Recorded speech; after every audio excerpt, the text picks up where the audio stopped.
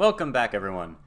Today's video is going to be for Keepers of Arcane Lore, and this is going to be how to create a campaign-long scenario, or whatever you want to call it, a Call of Cthulhu campaign. Now, I am making this because someone asked this question in the comments of my recent top 5 video. Thank you very much for commenting on it and for giving me the idea to make this, because this is actually a really good idea for a video. So, you want to know how to make a campaign-long Call of Cthulhu game. And I'm trying to figure out, so if you've never played Dungeons and Dragons, then maybe it's a little bit easier for me to understand how someone could not. Let me think. So, first off, I'm going to say that, so in Call of Cthulhu, you've got characters that are weak. And that means that they very likely will die in most one-shot scenarios. You're going to have some character death. So when you go about creating a campaign-long Call of Cthulhu scenario, pacing is key. Slow down the pacing. Tone down the amount of TPK areas that could be in your game. All right, make it so that it's a slow downward spiral as opposed to a burn through to destruction. Like for sanity, don't give out maximum amounts of sanity, or give sanity as a reward when players complete any given scenario, or do something that, like, justify it through they've beaten the cult. They beat the cult, they gain 1d10 sanity points. That might not even offset what they've lost, but it will certainly offset death or permanent insanity. One thing that I could recommend is using Pulp Cthulhu in your game, because that can make your the player characters twice as healthy, gives them twice as much health, gives them all these different abilities that they can use. I personally do not love Pulp Cthulhu because it seems like a lot of its skills revolve around the luck points and will turn the game almost into, like, it takes the focus off of sanity and off of role-playing and more on, let's see how many luck points we can accumulate and then use our luck points on death-defying stunts. So that's just an opinion, but, I've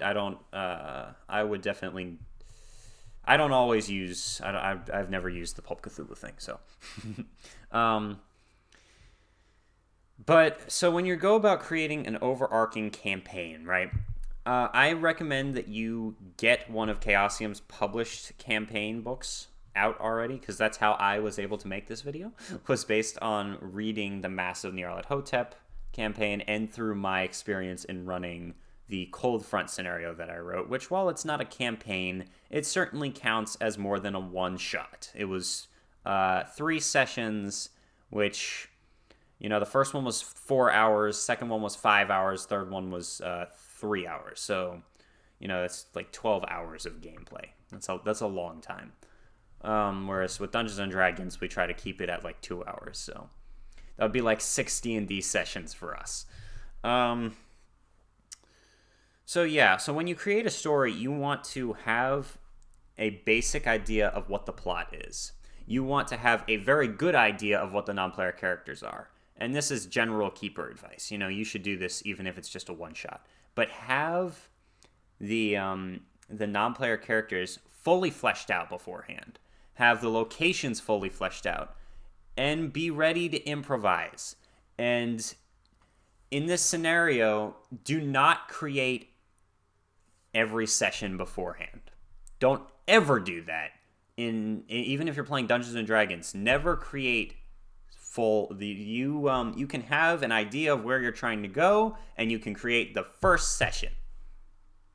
You can have a vague idea of what you want to happen in later sessions, or the way you want later sessions to go, but do not, and I stress this, do not plan out later sessions.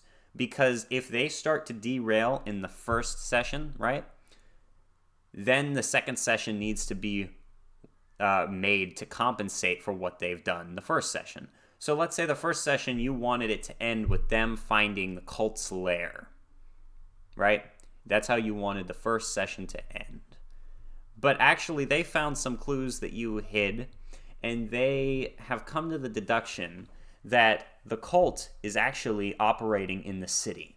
And they set up a sting operation where they think the cult is hiding in this bank, right? And they work with the police to try and capture these people who have been murdering, sacrificing lots of people, right? Okay, so the session ends with them working with the police to try to capture or arrest these people who you as Keeper know are actually innocents, who have been framed by the cult. And you were hoping that the players would pick up on some things, but they didn't, and now you're in a problem. So you see how your original idea, if you had planned it out for the second session of them going through the caves and discovering the statues of Cthulhu that they're creating, and hearing the voice, having Nyarlathotep talk to them or something, or hearing the high priest chanting as they're sacrificing people. Now it's turned into an investigative espionage-like thing, which might involve a bunch of sanity loss because of innocents getting killed, right? And my point in this scenario that I'm displaying for you is that when you create a campaign-long Call of Cthulhu, scenario or whatever, you want to allow the story to flow organically. You want it to build and have the plot devices go where they need to go. You want the arc to go perfectly, everything align perfectly. And the only way you're going to get that is if you allow it to come, each session to come after the next normally, as opposed to trying to force it into a box or down a road, which would be railroading, right? And we don't like railroading.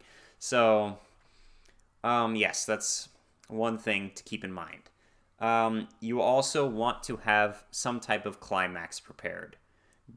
And this is true for any Call of Cthulhu scenario, but a lot of times in a campaign, the climax is a lot bigger. Yeah, I'm not even going to say that. That would be a spoiler. Spoiler alert for Mass of Nyarlathotep.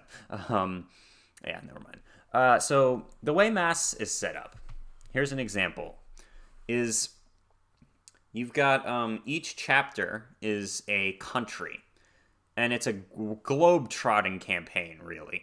So they start in Peru, and then they go to the different places. And that's what makes pre-made campaigns kind of terrible, is that they plan things out beforehand. And Call of Cthulhu does a much better job than Dungeons & Dragons in anticipating many different lines of thought, or allowing the keeper to have more room in what they're going to be doing. But it really still doesn't work very well having the chapters planned out beforehand. But anyway, so each chapter has... let me think. So each session, you want to have it connect to the next session. You can't just have a climax at the end of a session. A lot of times you want a cliffhanger, or a tie-in, or a new hook, is what you would call it. Some clue that they find at the end. They've defeated the cult, but they find a diary of the cult leader, which basically says that this is just one little part of the cult, and that the main cultists are residing somewhere else, and then they have to go on this whole other journey. Then they find out that in order to get into their hideout, they have to find an item or something. You can explore many different lines of thought, and you want to make sure that they all get connected. You want everything hooked together because you want it to seem like a grand campaign, a grand story, a downward spiral of doom, right? And as a horror game, you want there to be scares every session, which is difficult to do if you're trying to pace yourself and make sure that they're not all dying every 2 seconds. And one way to get around this not being able to kill the characters as often, I would have non-player characters get killed more often. That's my general go-to for any type of campaign. is when the players can't die, at least the non-player characters can, right? So you can scare the players just by having important or vulnerable non-player characters die, right? You can also scare the players by having non-player characters that seemed super strong. So you set them up to be confident, strong human beings, and then they're the first victim, right? That can be very unsettling when the grizzled army veteran who's got like a grenade launcher who comes in and he's like, "All right, we're gonna take down the Cthulhu creature or whatever," and he runs in there and he blasts the thing, and you've already seen him in wartime wiping out fields of enemies, and he blasts the thing and it kind of goes right through Cthulhu, and Cthulhu just picks him up and eats him. You know, I also think that you should have lots of cosmic horror, you know, and as you know, just have lots of scary areas. And yeah, my general advice is keep everything, keep all the characters and the locations fleshed out, leave the story vague so that it can flow organically, and try to connect everything together. That is the main advice I have to someone who's trying to create a Call of Cthulhu campaign. And this is a general tip for all role-playing in general. Try to tie it into some higher themes. When your role-playing transcends just role-playing and becomes a lesson, maybe not a lesson, maybe not like a parable per se, but just take a look at how Dracula is supposed to be a personification of human lust, right? That makes the story of Dracula a million times more compelling, and which is what makes Dracula still, if someone says vampire, that's what you think of. You think of that character. You know, you don't, and anything that also portrays vampires has always been using that concept ever since it was first conceived, and it's very, very interesting and very cool how you're able to tie deeper truths about humanity, and that can make it even more that can make it even more scary, right? When you create a scenario where there's monsters, but then the players find out that the real monsters are themselves. Very interesting, very sanity blasting, and that's a general tip. Yeah. I hope that you guys can go on and create some incredible campaigns with far-reaching consequences of doom and despair, and that your players have fun, and that you have fun running it. And, yeah, if you're new here, please subscribe to my channel, bleed out the subscribe button, and join the Legion. And like this video if you did, and, yeah, thank you guys for sticking around. Thank you for all the support. Deathstroke 9, out.